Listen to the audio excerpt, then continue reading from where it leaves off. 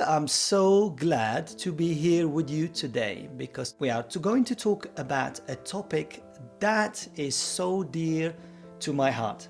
I spent most of my life healing myself and delving into the subject of healing.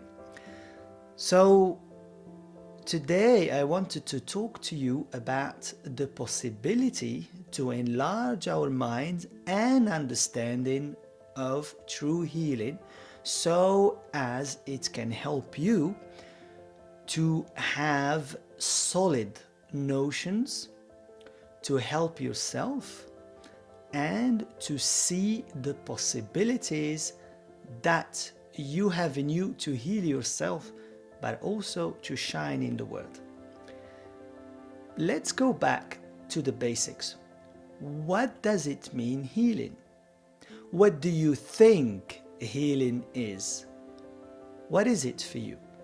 Do you want to heal your mind?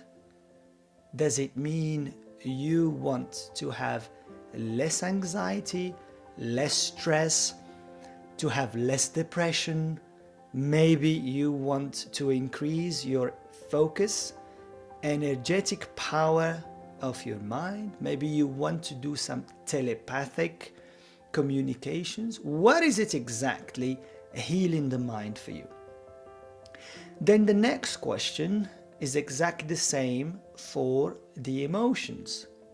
Do you want to have a more stable emotions? Do you want to be able to control your emotions as you go in life? Do you want to be able to control your anger or to express yourself better, or to just simply feel happier from inside?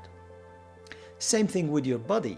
Is there anything that you think is stuck in your system physically?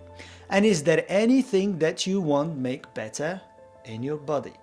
For example, if you have an illness that has been long standing in your body and you want to get rid of it, or you want to be fit, maybe because you feel sluggish energetically in your body, and it can be any other thing that you think could make your body better.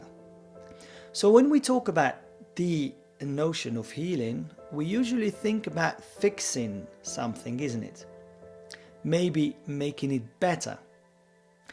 In order to answer this question, from my point of view and my own experience with healing, and what I saw with a lot of clients and friends who became friends that I worked with through the years, I would like to share with you my own experience and life of healing.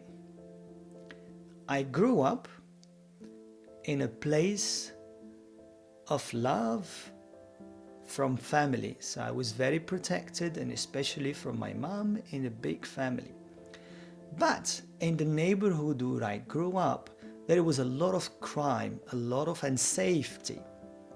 And I often wondered, as a very sensitive child, what did I do exactly to deserve being in that neighborhood and growing amongst people who really were into crime and mischief?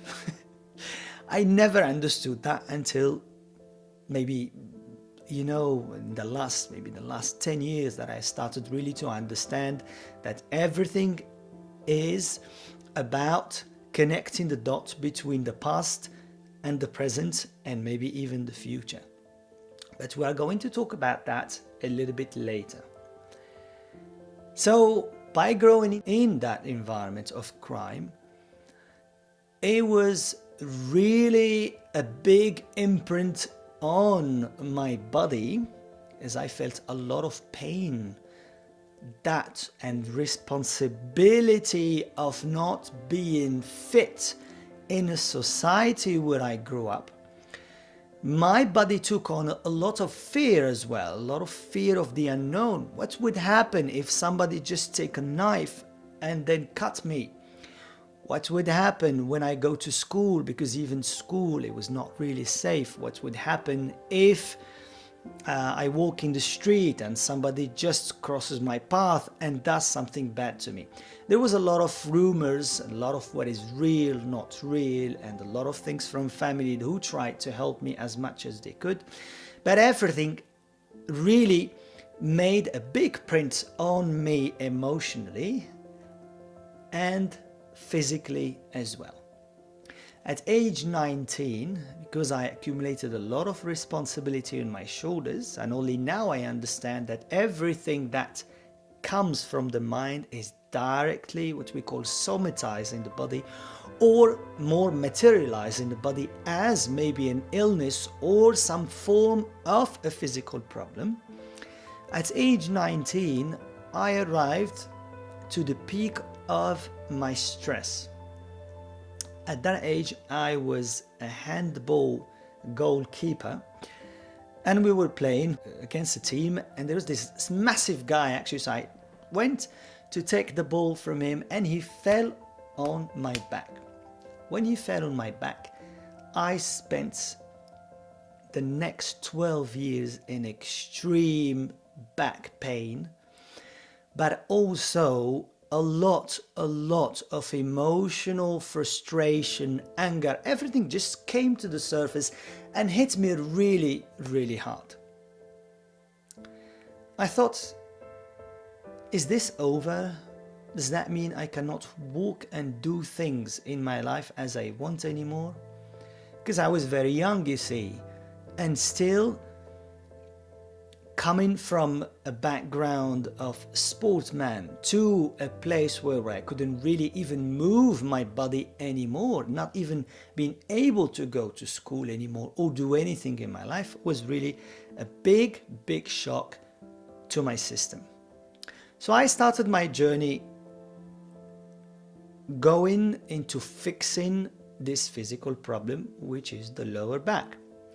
So I went to see doctors, which they helped me as they could, went to see physiotherapists, which see a lot of people. But one thing that was repeating itself is they couldn't find anything wrong with me. And they was thinking, every time they do a scanner on my back, they couldn't find anything. And I was thinking, but how could it be possible? The pain is very real in my body. I mean, I'm not just inventing it. This is really real. So I started thinking that something was wrong with my mind too. So I started the journey of discovering what psychotherapy is and talking therapies and many other therapies that have to do with the mind. So I went into discussions, so it helped me actually to express things, which I am very grateful for, but it did not solve the problem.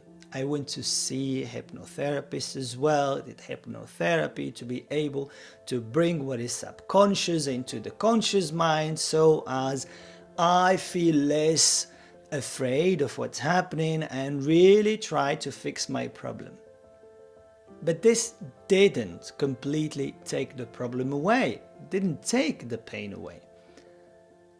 So then, when I tried many disciplines, scientific disciplines, because I was also a man of science, I studied engineering, became an IT engineer, I worked in companies and had really a scientific mind, and I could only believe what is material in me, so there's nothing esoteric, nothing that is not in here, that I cannot touch physically, that I could believe really in.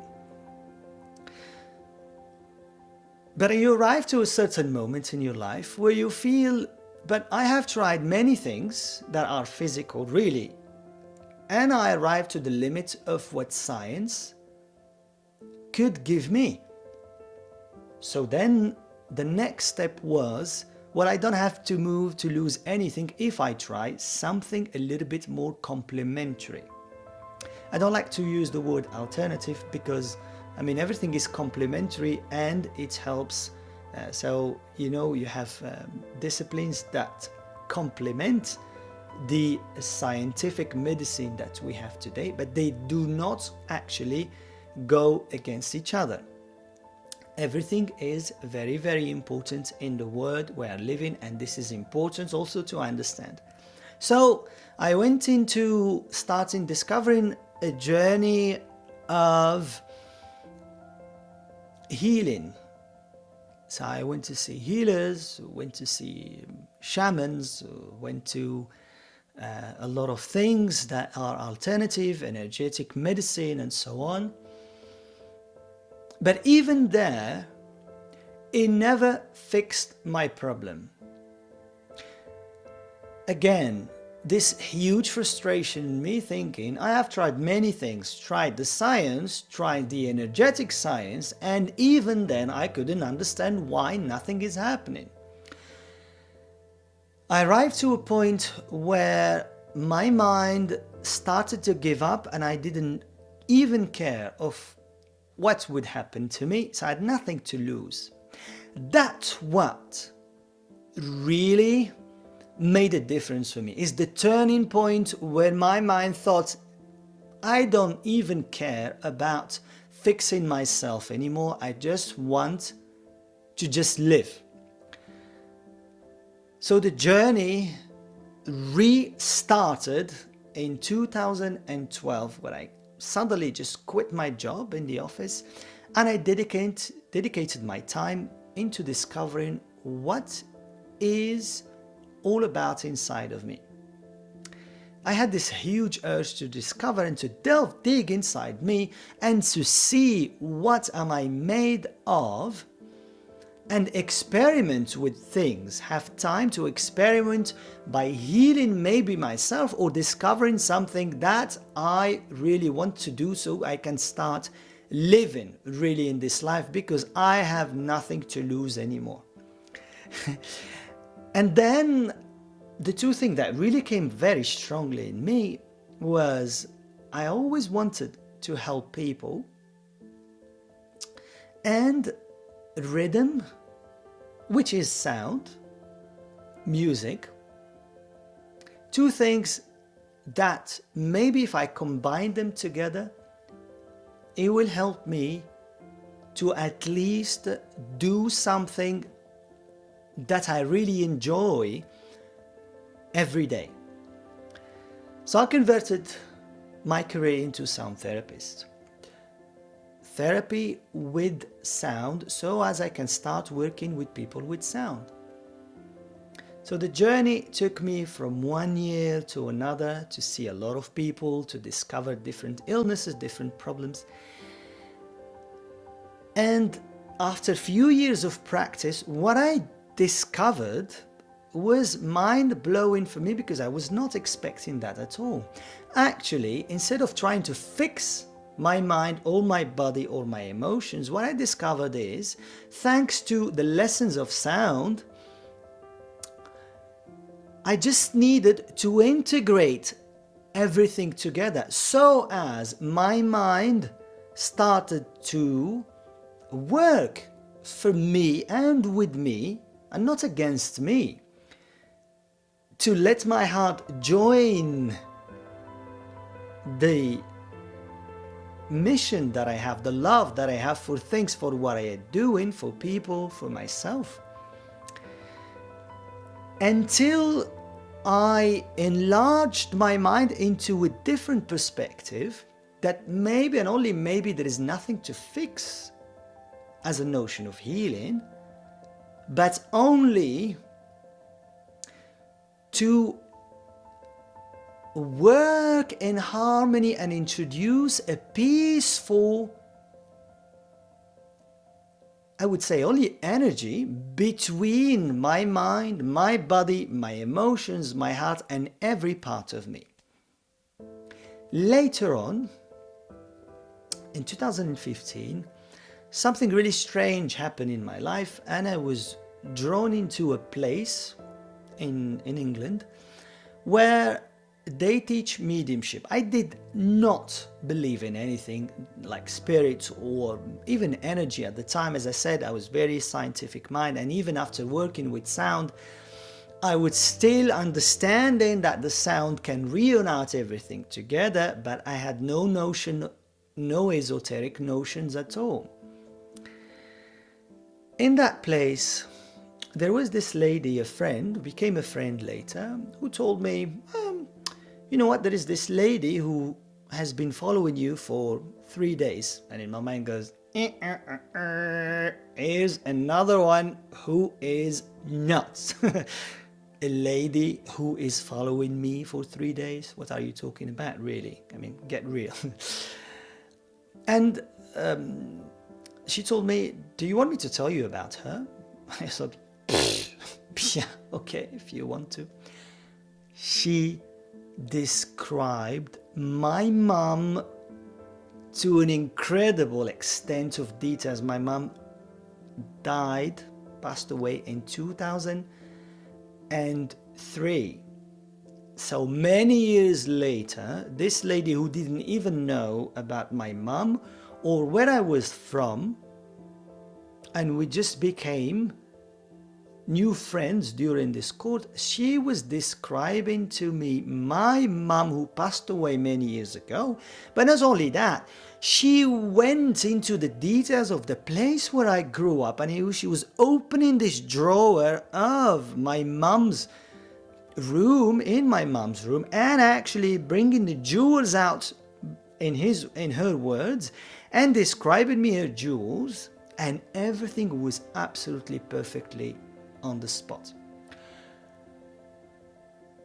I was gobsmacked, really, and I started crying, thinking, what is it happen? I am a man of science. I cannot believe in this nonsense. But then as she went even more further, she said, but the thing that you don't understand is that you have the ability to communicate with the dead as well. And I thought, oh no, this is not happening. Not only you are telling me that my mom speaks through you to me, which is completely crazy, but that me, I'm able to speak to other people in the spirit world. That's how we call the place where people who passed away, they discovered that later. That is completely out of sense. Doesn't make sense at all. But so my mind went crazy, and I went into like few months later of complete rest where I didn't want to know anything. But there was this curiosity in me again, saying, maybe you can just open your mind and discover something. And if it's not real, it's not real. I mean, what are you going to lose anyway? So I returned to this place, and that was my first mediumship course, psychic mediumship course, and it was a course to go into trance. It was a trance speaking and healing. Trance speaking and healing is about altering the consciousness and going deep. It's basically altering the brain waves, so you go really deep in your mind, and then from there you ask a spirit to come close to you, and then they do something with you, which is healing or speaking or writing or many forms that I have discovered in the recent years. But I discovered actually also that I had a natural ability. As soon as I sat in trance, I felt, and I did exactly as the teacher asked me to do, I felt something energetic running in my body. Of course, I questioned it many times, but to be able to speak words that I had I'm not even able to understand, and then the person in front of me could understand every single word, and it made sense to the person, that got me even completely doubting every single thing that I have ever been taught in this life. So I went into a journey of trance, and then now, of course, after a few years later, because I started this journey of trance and mediumship in 2015, and I've been sitting since every single week for at least 2-3 times a week. And so it really is building up this practice as everything else, but now it became normal. So after a few years of working with trance, what I was talking about of uniting everything in me, it makes even more sense with the wisdom that started coming from the Spirit who spoke through me. And it was all the time, they always say the same thing in different ways. It's all about love. It's all about the inner light in ourselves. And they speak a lot about the soul and how everything in us, our journey is about allowing this soul to shine from inside to outside and to align our body, our emotions, everything in us, to just being able to bring the knowledge from our soul into the world and to make something of it. And going further into this, I discovered that that is exactly what healing is. Because each one of us, my friends, is a healer, an incredible healer. You can't even imagine what you can really do if you just allow your potential, which is your soul, to shine in here. You can really potentially heal from anything, absolutely anything. The proof, I can only say it's myself before any clients or any people anyway I worked with, which is myself. I couldn't even feel my body. I couldn't even move my body. I couldn't even do anything, any sport, any activity anymore. But now I can really move my body as I want, simply because the mind joined the heart, joined the body, in service of the soul. So then, what is healing exactly? Healing, as the wisdom of spirit describe it, is to allow everything to be integrated together and to work in harmony as one. But then you will ask, but how can I do that if my mind is overthinking all the time?